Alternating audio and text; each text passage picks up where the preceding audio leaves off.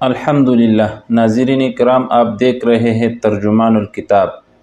آج ہم آپ کے سامنے کتاب فضائل اعمال حکایت صحابہ سے رسول اللہ صلی اللہ علیہ وسلم اور صحابہ کرام رضوان اللہ علیہم اجمعین کی زندگی کے چند سنہرے پہلو پیش کریں گے۔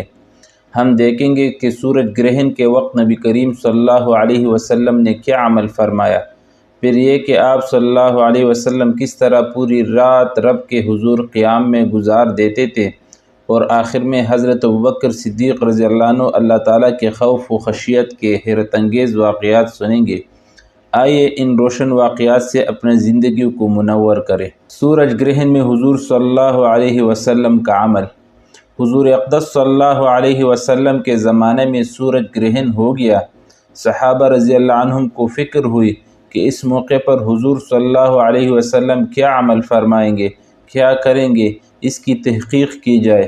جو حضرات اپنے اپنے کام میں مشغول تھے چھوڑ کر دوڑے ہوئے آئے۔ نوعمر لڑکے جو تیر اندازی کی مشق کر رہے تھے ان کو چھوڑ کر لپکے ہوئے آئے تاکہ یہ دیکھے کہ حضور صلی اللہ علیہ وسلم اس وقت کیا کریں گے۔ نبی اکرم صلی اللہ علیہ وسلم نے 2 رکعت کسوف کی نماز پڑھی جو اتنی لمبی تھی کہ لوگ غش کھا کر گرنے لگے۔ نماز میں نبی اکرم صلی اللہ علیہ وسلم روتے تھے اور فرماتے تھے، اے رب، کیا آپ نے مجھ سے اس کا وعدہ نہیں فرما رکھا کہ آپ ان لوگوں کو میرے موجود ہوتے ہوئے عذاب نہ فرمائیں گے، اور ایسی حالت میں بھی عذاب نہ فرمائیں گے کہ وہ لوگ استغفار کرتے رہے۔ سورہ انفال میں اللہ جل شانہ نے اس کا وعدہ فرما رکھا ہے، وَمَا كَانَ اللَّهُ لِيُعَذِّبَهُمْ وَأَنْتَ فِيهِمْ وَمَا كَانَ اللَّهُ مُعَذِّبَهُمْ وَهُمْ يَسْتَغْفِرُونَ۔ سورہ انفال آیت 33۔ پھر حضور صلی اللہ علیہ وسلم نے لوگوں کو نصیحت فرمائی کہ جب کبھی ایسا موقع ہو اور آفتاب یا چاند گرہن ہو جائے تو گھبرا کر نماز کی طرف متوجہ ہو جایا کرو۔ میں جو آخرت کی حالات دیکھتا ہوں، اگر تم کو معلوم ہو جائے تو ہنسنا کم کر دو اور رونے کی کثرت کر دو۔ جب کبھی ایسی حالت پیش آئے نماز پڑھو، دعا مانگو، صدقہ کرو۔ حضور صلی اللہ علیہ وسلم کا تمام رات روتے رہنا۔ نبی اکرم صلی اللہ علیہ وسلم ایک مرتبہ تمام رات روتے رہے اور صبح تک نماز میں یہ آیت تلاوت فرماتے رہے، ان تعذبهم فإنهم عبادك وإن تغفر لهم فإنك أنت العزيز الحكيم۔ المائدہ آیت 118۔ اے اللہ، اگر آپ ان کو سزا دے دے جب بھی آپ مختار ہے کہ یہ آپ کے بندے ہیں، اور آپ ان کے مالک اور مالک کو حق ہے کہ بندوں کو جرائم پر سزا دے، اور اگر آپ ان کو معاف فرما دے تو بھی آپ مختار ہے کہ آپ زبردست قدرت والے ہیں تو معافی پر بھی قدرت ہے، اور حکمت والے ہیں تو معافی بھی حکمت کے موافق ہوگی۔ امام اعظم رحمۃ اللہ علیہ کے متعلق بھی نقل کیا گیا ہے کہ وہ ایک شب تمام رات وَامْتَازُوا الْيَوْمَ أَيُّهَا الْمُجْرِمُونَ سورہ یاسین آیت 59 پڑھتے رہے اور روتے رہے۔ مطلب آیت شریفہ کا یہ ہے کہ قیامت کے دن مجرموں کو حکم ہوگا کہ دنیا میں تو سب ملے جلے رہے، مگر آج مجرم لوگ سب الگ ہو جائے اور غیر مجرم علیحدہ۔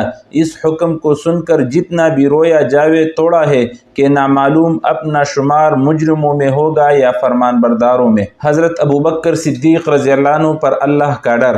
حضرت ابوبکر صدیق رضی اللہ عنہ جو باجماع اہل سنت انبیاء علیہ السلام کے علاوہ تمام دنیا کے آدمیوں سے افضل ہے، اور ان کا جنتی ہونا یقینی ہے کہ خود حضور اقدس صلی اللہ علیہ وسلم نے ان کو جنتی ہونے کی بشارت دی، بلکہ جنتیوں کی ایک جماعت کا سردار بتایا، اور جنت کے سب دروازوں سے ان کی پکار اور بلاوے کی خوشخبری دی، اور یہ بھی فرمایا کہ میری امت میں سب سے پہلے ابوبکر جنت میں داخل ہوں گے۔ اس سب کے باوجود فرمایا کرتے کہ کاش میں کوئی درخت ہوتا جو کاٹ دیا جاتا، کبھی فرماتے کاش میں کوئی گھاس ہوتا کہ جانور اس کو کھا لیتے، کبھی فرماتے کاش میں کسی مومن کے بدن کا بال ہوتا۔ ایک مرتبہ ایک باغ میں تشریف لے گئے اور ایک جانور کو بیٹا ہوا دیکھ کر ٹھنڈا سانس بھرا اور فرمایا کہ تو کس قدر لطف میں ہے کہ کھاتا ہے، پیتا ہے، درختوں کے سائے میں پھرتا ہے، اور آخرت میں تجھ پر کوئی حساب کتاب نہیں۔ کاش ابو بکر بھی تجھ جیسا ہوتا۔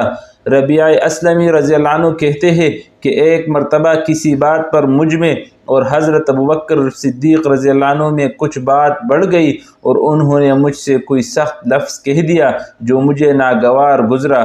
فوراً ان کو خیال ہوا، مجھ سے فرمایا تو بھی مجھے کہہ دے تاکہ بدلہ ہو جائے۔ میں نے کہنے سے انکار کیا تو انہوں نے فرمایا کہ یا تو کہہ لو ورنہ میں حضور صلی اللہ علیہ وسلم سے جا کر عرض کروں گا۔ میں نے اس پر بھی جوابی لفظ کہنے سے انکار کیا۔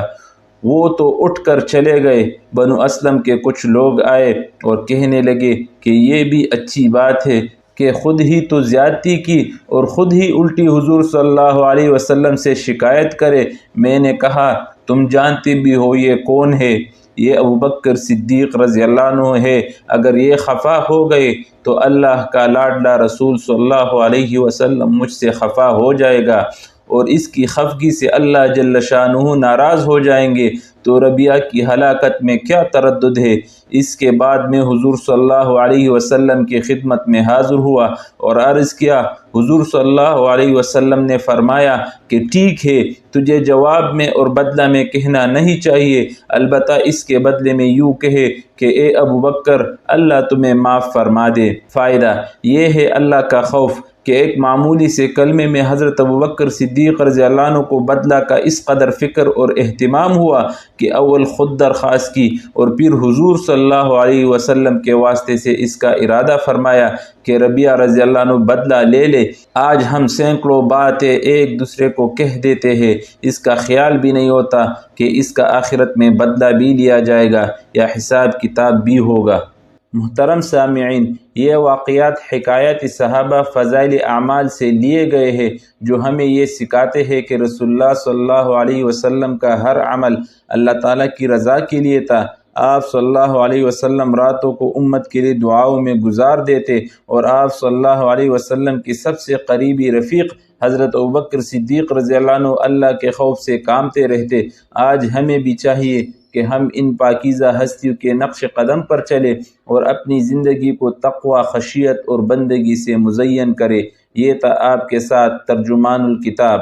اللہ تعالی ہم سب کو اس پر عمل کرنے کی توفیق عطا فرمائے۔ وصلی اللہ تعالی علی خیر خلقہ محمد وآلہ واصحابہ اجمعین، آمین۔